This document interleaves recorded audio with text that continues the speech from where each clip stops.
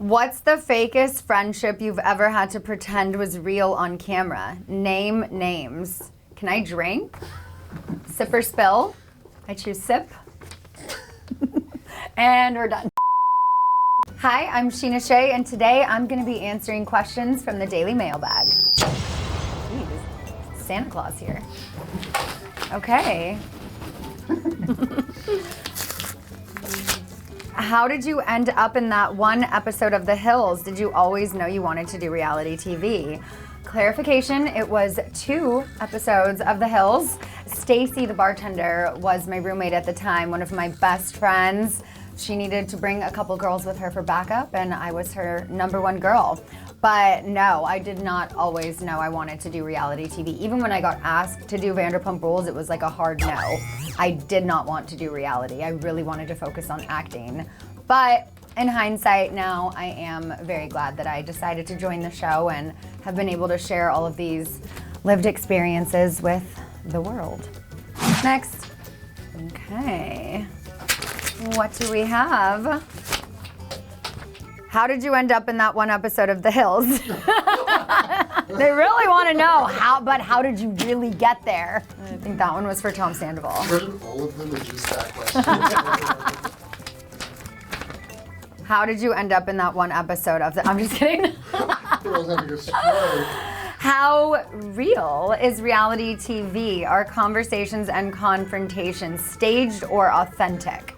Well, if you read my book, you will find out that the season finale of season 9 was staged by us cast members. Production had no idea, the network had no idea. Other than that, our show is really the only one I can speak on.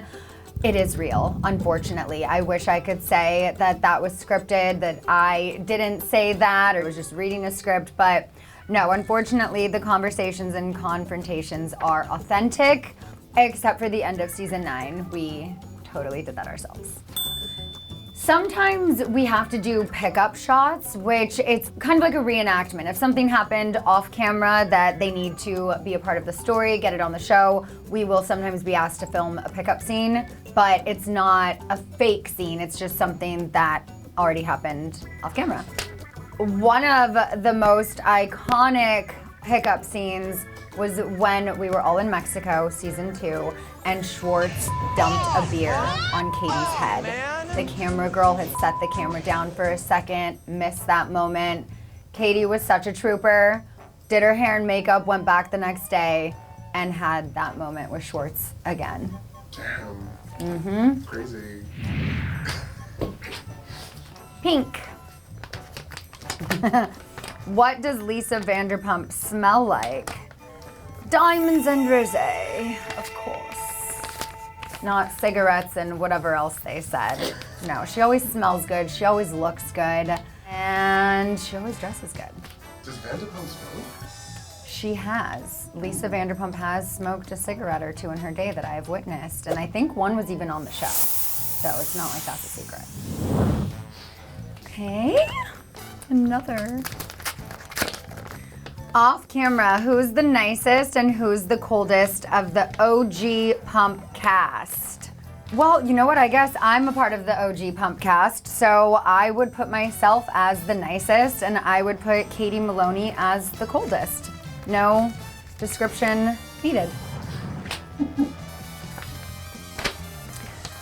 Describe what it's like to be grilled by Andy on a reunion episode. I don't know that I've truly ever been grilled by Andy. I mean, answering questions, obviously you have to be accountable, but I've always enjoyed Andy on a reunion day.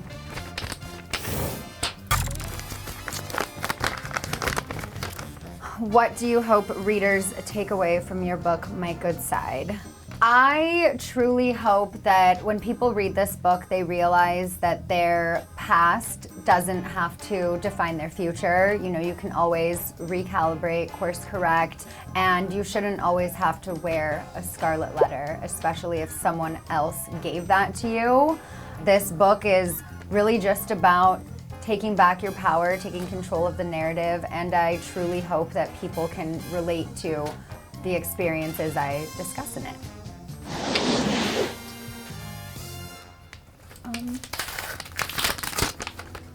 You revealed a deeply personal experience in your biography regarding your marriage to Brock. You mentioned that he engaged in a brief affair when you were pregnant with Summer Moon and that you worked through it together. What did doing the work actually look like? How close did it really come to falling apart? Doing the work, I mean, we had to do couples therapy. We had to have tearful conversations with not only each other, but eventually with our family.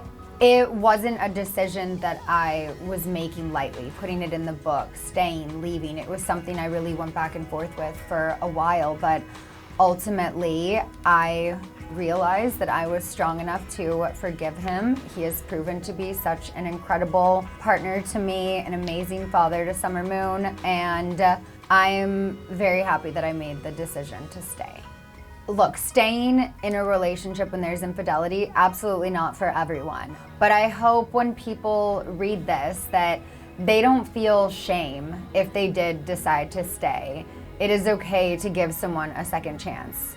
Most people hopefully deserve it, some people do not, and that's okay. So if you have to walk away because that's what's best for you, fully support that. But just know that it is okay to stay if you want to give it another shot and make it work.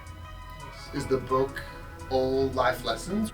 I think the book overall, I mean, yeah, there's life lessons, there's some light stuff, some dark stuff, everything in between. But I mean, I've had 40 years of life that is put into like 240 pages of a book. So always working on bettering myself. The book itself was not the easiest process. There was a point in time where I just wanted to completely quit. Panic attacks, I mean, it was a lot to relive, but overall, I've been working on this for about a year and a half. The book itself, like the big chunks of it, was written in probably like 4 months. It was really nails to the keyboard last fall, a lot. What's your writing process like? Usually when I'm writing, I'm a night owl, so I put my kid to bed, I go downstairs, I sit on the couch, I get my fluffy blanket, I have my laptop, and that's my time to really focus, because trying to multitask with her and then she wants to help me type, it was impossible. Can you touch type? Touch type? Like type without looking? Oh, yes, I can. The nails are actually the shortest they've been in years. And I find it harder to type when they're shorter, but when they're long, I just... If they made a biopic about your life, who would you want to play you? I would want Rachel Bilson to play me. Her character, Summer Roberts, that's where I got the name for my daughter, Summer. I was obsessed with the OC, and that was the inspiration behind naming my daughter Summer. So that would be such a cool full circle moment to have her play me. I just started a rewatch of the OC. Oh my God, it's so good. crazy. I know. It's like, why did I crazy. accept this as a 16-year-old? Who's ghosted you after agreeing to be a guest on Shenanigans? Ooh.